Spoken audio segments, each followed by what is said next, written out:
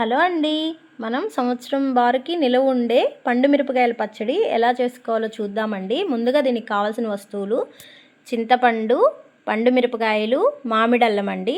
చింతపండు అయితే మంచిది చూసి ఎర్ర పండు, పచ్చళ్ళ పండు అని అడిగి తెచ్చుకోవాలి మనం. డీమార్ట్లో పండు అలాంటివి తీసుకున్నామంటే మాత్రం పచ్చళ్ళు అస్సలు బాగోవండి. నేను డీమార్ట్లో ఆల్రెడీ చింతపండు కొన్నాను, అది నల్లగా అస్సలు బాగోలేదు. ఎలాగో కలా ఇంక వాడేసానులేండి.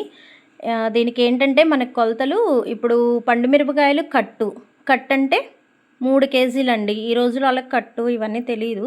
కట్ అంటే అదిగోండి 3 కేజీలు. మనకి కల్లుప్పు కూడా కేజీ ప్యాకెట్కి 2 సోలల కల్లుప్పు అనేది పూర్తిగా రాదండి. 2 సోలల్లో ఇంకా కొంచెం కల్లుప్పు అనేది యాడ్ చేయాల్సి వస్తుంది. అట్లా ప్యాకెట్టు కల్లుప్పు తెచ్చుకోవాలి. 3 కేజీలు మిరపకాయలు తెచ్చుకోవాలి. 1/2 కేజీ చింతపండు తెచ్చుకోవాలి. 1/2 కేజీ మామిడల్లం తెచ్చుకోవాలండి. ఈ విధంగా ముందుగా మనం సగం పండు మిరపకాయలను రోట్లో వేసి కొంచెం సగం మామిడల్లం, సగం చింతపండు చూసారు కదా, ఒక సాలిడ్ ఉప్పు పోసి ముందుగా మనం దంచుకోవాలి. ఇదిగో ఇక్కడ ఇది రెండో వాయిలో కూడా ఇలాగే ఆ మిగిలిన సగం మామిడల్లాన్ని, ఆ మిగిలిన సగం పండు మిరపకాయలని వేసి రోట్లో ఈ విధంగా తొక్కోవాలండి. మనకి ఇట్లా ఆ చింతపండు కూడా ఉంది కదండి, ఆ సగం అది కూడా వేసేసుకోవాలి. మనకి ఇట్లా రోట్లో కచ్చా పచ్చగా తొక్కొని ఎన్ని రోజుల 10 రోజులకైనా వారం రోజులకైనా మన టైం అండి. మనకు కుదిరితే వారం 10 రోజులకే రుబ్బుకోవచ్చు, 5-6 రోజులకు కూడా రుబ్బుకోవచ్చు అండి. తర్వాత ముందుగా మనం ఆ పండు మిరగాయలు మరీ పూర్తిగా మెదగాల్సిన అవసరం లేదు, కచ్చా పచ్చగా తొక్కోవాలి.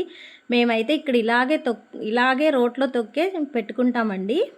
చూసారుగా ఇక్కడ రెండో ప్యాకెట్ కూడా ఓపెన్ చేసి అమ్మమ్మ ఇంకొంచెం వేశారనమాట. ఎందుకంటే ఎప్పుడైనా పచ్చళ్ళల్లో ఉప్పు తగ్గిందంటే పచ్చళ్ళు మాత్రం నిలవ ఉండవండి, గుర్తుపెట్టుకోండి. ఉప్పు అనేది సమానంగా వేసుకోవాలి మనం పచ్చళ్ళకి. ఈ విధంగా మనం కచ్చా పచ్చగా తొక్కోవాలి. ఇలా రోట్లో తొక్కొని జాడీలో పెట్టుకొని తర్వాత మళ్ళీ ఒక వారం 10 రోజులు చెప్పాను కదా, మీకు ఎప్పుడు అవకాశం ఉంటే అప్పుడు ఒకసారి రుబ్బుకోవాలండి. ఇక రుబ్బుకున్న తర్వాత ఇంక దీనికి మనం తిరగమాత వేసుకునేటప్పుడు మళ్ళీ ఏం చేసే పని ఏమి ఉండదండి. మెత్తంగా రుబ్బుకుంటే సరిపోతుంది. లేదంటే కొంచెం లైట్గా రుబ్బుకొని మిక్సీలో అయినా వేసుకోవచ్చు. దానికన్నా మన రోట్లోనే మనకి టేస్ట్ కదండి. మేమైతే ఎప్పుడు ఇలాగే రోట్లోనే తొక్కుని పెట్టుకుంటాము. ఇక్కడ అమ్మమ్మ ఉప్పచ్చడి కూడా కలుపుతుంది. ఇప్పుడు అదే కారపచ్చడికి పండు మిరగాయలు తెచ్చాం కదండి, ఆ పండు మిరగాయల్లో ఏమీ వేయకూడదు. ఏమీ వేయకుండా మనకి 1/2 కేజీ గోంగూరని, 1 కేజీ మిరపకాయలు వేసుకొని మిరపకాయలని రోట్లో బాగా దంచుకొని మనం ఈ విధంగా బాగా ఉప్పచ్చడికి పట్టేలాగా పట్టించుకోవాలి. ముందుగా గోంగూరని ఉప్పుతోటి మనం వేపుకొని ఉప్పుతోటి కల్లుప్పును కూడా మిక్సీకి వేసుకొని చేసుకోవాలి. దాన్ని బాగా పట్టించుకోవాలి. ఒక 3 days 4 days ఉన్న తర్వాత ఇలా పండు మిరపకాయలు కూడా తెచ్చి ఈ విధంగానే రోట్లో ఇది మాత్రం మెత్తగా తొక్కోవాలండి. బాగా తొక్కి రుబ్బుకోవాలి కూడా. కొంచెం పండు మిరపకాయలని రుబ్బుకొని ఈ విధంగా మనం ఉప్పచ్చడికి పట్టించుకోవాలి బాగా. కొంచెం మెంతిపిండి కూడా వేశారు. ఇలా మెంతిపిండి వేసుకొని ఈ విధంగా ఉప్పచ్చడికి బాగా పట్టించి మనం ఉప్పచ్చడి అనేది నిల్వబెట్టుకోవచ్చు. ఈ ఉప్పచ్చడికి కూడా నార్మల్ గోంగూర కన్నా ఈ సీజన్లో మాకు స్పెషల్గా పచ్చళ్ళ గోంగూర అని ఊళ్ళోకి వస్తారండి.